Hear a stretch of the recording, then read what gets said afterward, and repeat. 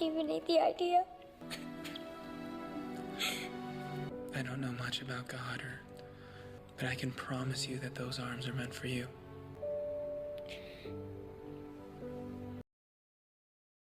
Anak muda ini bernama Jason. Dia adalah cucu dari seorang miliarder kaya raya yang bernama Red. Dan kakeknya itu baru saja wafat karena faktor usia. Di pemakaman kakeknya, dia sama sekali tidak terlihat bersedih melihat kakeknya yang sedang dimakamkan. Kakeknya adalah seorang pengusaha yang sangat kaya raya, dermawan dan selalu sukses menjalankan bisnisnya. Namun, dia gagal dalam hal mendidik anak dan juga cucu-cucunya.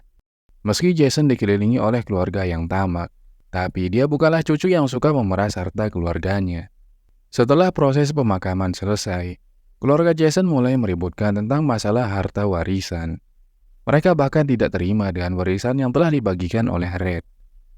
Sampai akhirnya mereka pergi meninggalkan ruangan itu. Saat itu, hanya Jason satu-satunya orang yang tidak ribut dengan masalah harta warisan ini. Namun ketika Jason akan pergi, dia justru dipanggil oleh seorang pengacara untuk memperlihatkan sebuah video sebagai wasiat dari kakeknya. Awalnya, dia tidak begitu tertarik untuk mendengarkannya. Namun, setelah kakeknya menyebutkan akan memberikan hadiah yang istimewa, dia mulai mendengarkan dengan serius. Namun, untuk mendapatkan hadiah itu, Jason harus melewati beberapa ujian. Setelah dia berhasil melewatinya, barulah dia akan mendapatkan hadiah warisan dari kakeknya yang sangat berharga tersebut. Ujian pertama yang harus dia lewati adalah bekerja. Jason yang belum pernah bekerja seumur hidup pun merasa bingung. Dia lalu menceritakan segala hal yang terjadi kemarin kepada pacarnya. Dia meminta pendapat, apakah Jason harus menerima tantangan itu atau tidak. Lelaki seumur Jason memang sudah harus bekerja. I mean, my gosh, what if you actually had to get a job sometime? Police escort, sort of. Keesokan paginya, Jason yang masih menyimpan banyak pertanyaan di pikirannya, dia mulai berjalan menuju ke Hudson. Dia yang terbiasa naik pesawat kelas bisnis. Kali ini, dia harus merasakan ketidaknyamanan dengan naik kelas ekonomi. Here you go. Setibanya di Hudson, dia disambut dengan hangat oleh seorang petani tua yang merupakan sahabat dekat kakeknya. Dia bernama Gus. Dengan semangatnya, Jason langsung menanyakan di mana keberadaan hadiahnya. Padahal dia belum melakukan apa-apa. Gus yang melihat sifat Jason barusan hanya meresponnya dengan senyuman. Keesokan paginya, Jason terlihat masih tertidur. Karena sebelumnya dia memang tidak terbiasa bangun pagi. Gus yang sudah siap untuk memberinya ujian. Dia lalu mengajaknya untuk pergi ke hamparan ladang yang sangat luas. Tujuannya ke sana adalah mengajak Jason bekerja untuk memasang pagar kayu. Jason yang mendengar kata-kata barusan itu merasa sangat kesal dan bingung. Kenapa dia diajak ke ladang untuk memasang pagar kayu? Gus lalu mengatakan kalau dia akan memberinya imbalan $1 untuk setiap pagar yang bisa dia buat. Mendengar itu, bagi Jason, nominal tersebut terlalu kecil. Alih-alih menyelesaikan tugas, dia malah tidur di atas kayu-kayu itu. Gus yang melihat Jason tertidur pun hanya bisa membiarkannya. Selama berhari-hari, Jason yang selalu gagal membuat pagar. Malahan yang dia lakukan hanya makan, makan dan tidur saja. Karena bosan dengan rutinitas yang seperti itu saja, akhirnya dia mulai menggerakkan tubuhnya untuk mengerjakan tugas memasang pagar kayu sesuai permintaan.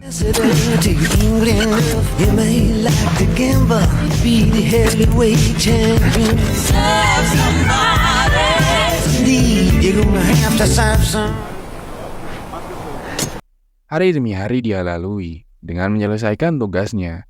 Dan ternyata, Jason yang seorang pemalas dan manja, ternyata juga bisa menyelesaikan tugas tersebut. Ujian pertama Jason pun akhirnya berhasil dia lewati. Gus yang merasa tugasnya sudah selesai pun akhirnya mengantarkan Jason kembali pulang. Sebelum pulang, Jason menanyakan tentang hadiah yang harusnya saat ini sudah dia terima. Gus yang melihat Jason lagi-lagi hanya tertawa dan tidak mengatakan sepatah kata pun kepada Jason. Melihat sikap Gus barusan, Jason kesal karena merasa dipermainkan. Dia langsung mencari pengacara dan menanyakan apa maksud yang sebenarnya dari hadiah yang kakeknya janjikan. Pengacara yang berusaha melakukan tugasnya dengan sebaik mungkin. Dia lalu mengatakan kalau hadiah pertama yang dia terima dari almarhum kakeknya adalah bekerja. Howdy.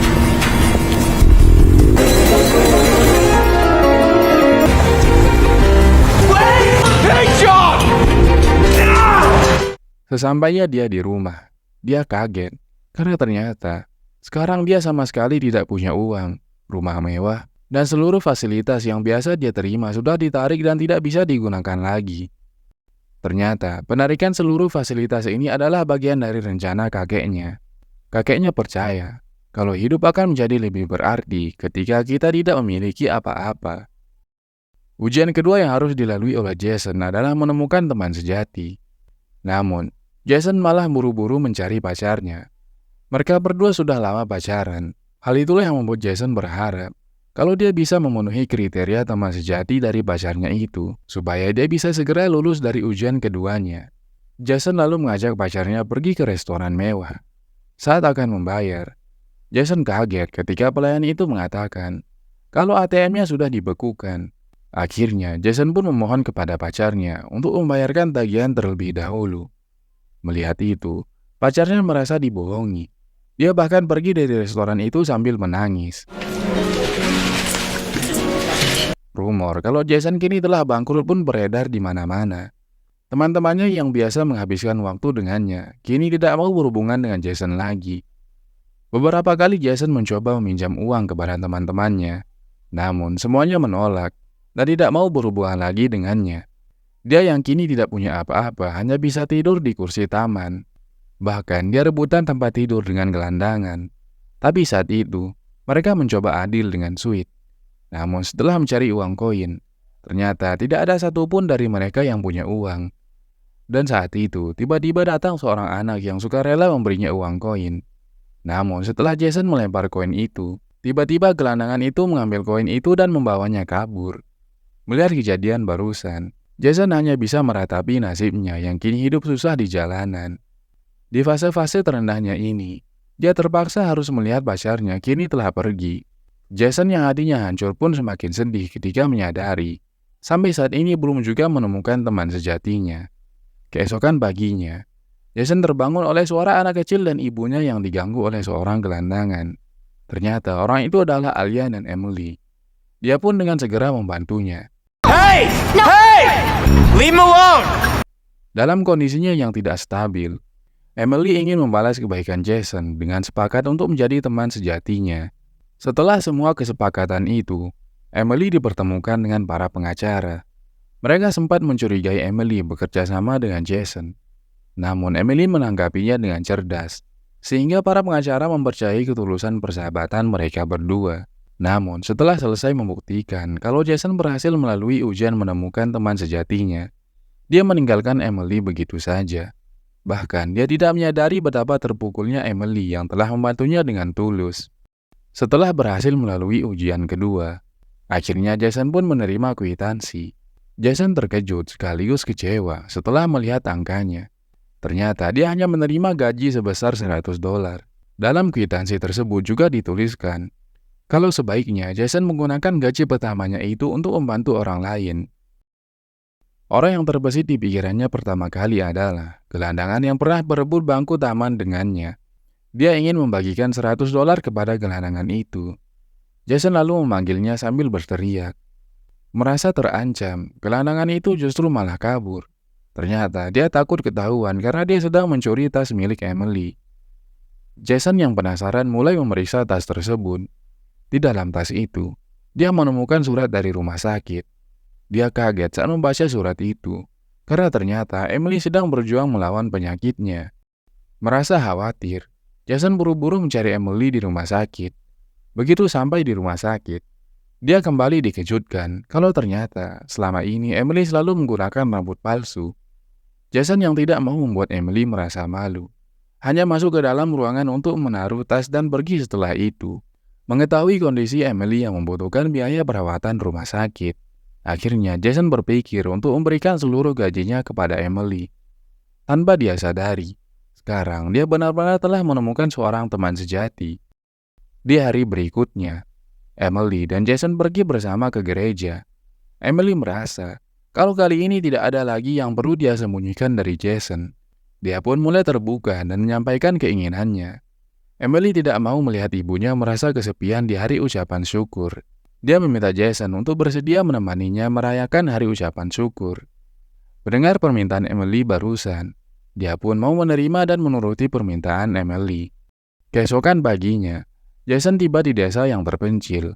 Di sana, dia disambut oleh 2 orang yang bekerja di sebuah perpustakaan yang didirikan oleh kakeknya. Saat memeriksa keadaan, seorang laki-laki datang menghampiri Jason dan menceritakan sejarah ayahnya, sambil mendatangi lokasi kecelakaan ayahnya. Rupanya, dulu ayahnya pernah kabur dari rumah karena pusing dengan bisnis keluarganya. Ketika di jalan, nasib naas menimpanya. Dia mengalami kecelakaan pesawat yang membuat nyawanya menghilang. Dari situlah dia menyadari kalau selama ini dia telah salah paham dengan ayahnya. Di saat itu, tiba-tiba sekelompok orang datang mengancam dan menculik mereka. ¿Americano? Mereka merasa kalau menculik orang kaya dari Amerika akan mendatangkan keuntungan bagi mereka. Mereka berdua disekap, ditutup matanya, lalu dibuang ke petak kecil dan dikunci selama berhari-hari. Di suatu pagi, Jason terkejut ketika dia ditarik keluar dari petak itu. Suara itu mengagetkannya dan menyadarkannya kalau dia masih hidup.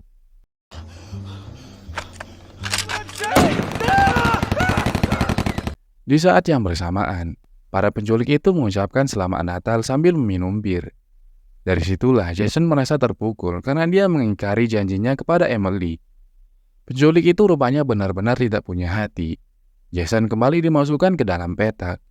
Namun, kini Jason tertolong oleh keadaan karena para penculik dalam kondisi mabuk berat. Mereka bahkan tidak mengunci dengan benar. Akhirnya, Jason berhasil kabur bersama dengan temannya. Dari situlah dia menyadari pelajaran bahwa kebebasan adalah hadiah yang sangat berharga. Jason yang lama tidak muncul kini akhirnya kembali pulang. Kali ini dia disambut oleh Alexia yang selama ini mengkhawatirkannya.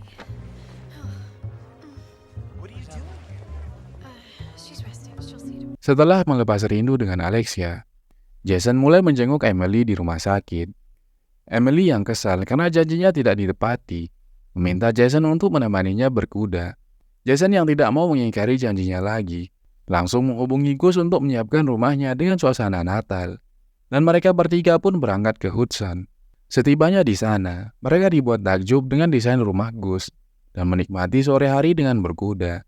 Namun, Jason ingin menghabiskan sisa waktunya untuk melawan rasa takutnya bersama dengan orang-orang terdekatnya. Di malam hari, Jason kembali menyaksikan rekaman wasiat kakeknya sebagai ujian yang terakhir. Kakeknya berharap Jason dapat meraih impiannya sendiri, sedangkan dia sendiri selama ini tidak punya impian. Di momen itu, Jason bertanya kepada Emily tentang impiannya. Emily mengatakan kalau dia ingin menghabiskan waktu dengan orang yang dicintainya dan orang yang mencintai dirinya. Kata-kata Emily barusan tiba-tiba menyadarkan Jason, dan di saat itu, Jason mengatakan kepada pengacara kalau mimpinya adalah membantu orang lain untuk mencapai impiannya.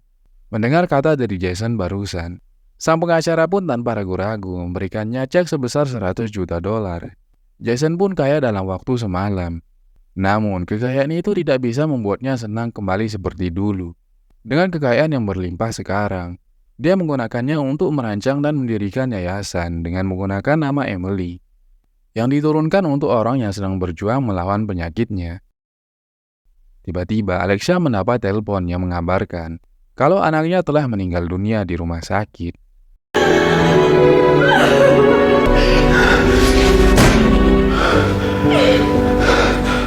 Jason yang mendengar kabar itu pun merasa terpukul. Dia merasa menyesal karena dia tidak bisa menemani Emily di sisa akhir hidupnya. Beberapa waktu setelah kepergian Emily, akhirnya kini yayasan dengan nama Emily berhasil diresmikan. Jason, Alexia.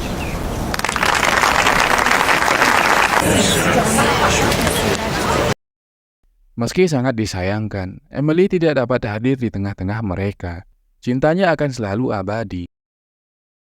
Setelah melalui duka cita, Jason kembali mendapatkan warisan yang sebenarnya dari sang kakek. Dia mendapatkan warisan sebesar $20 juta. Namun rupanya, hal ini tidak membuat Jason bahagia. Di akhir film, selama ini Jason melalui masa ujian yang diberikan oleh kakeknya. Dia mendapatkan banyak hal berharga dalam hidupnya yang tidak bisa dia dapatkan dengan uang, yaitu teman sejati dan cinta sejati. now.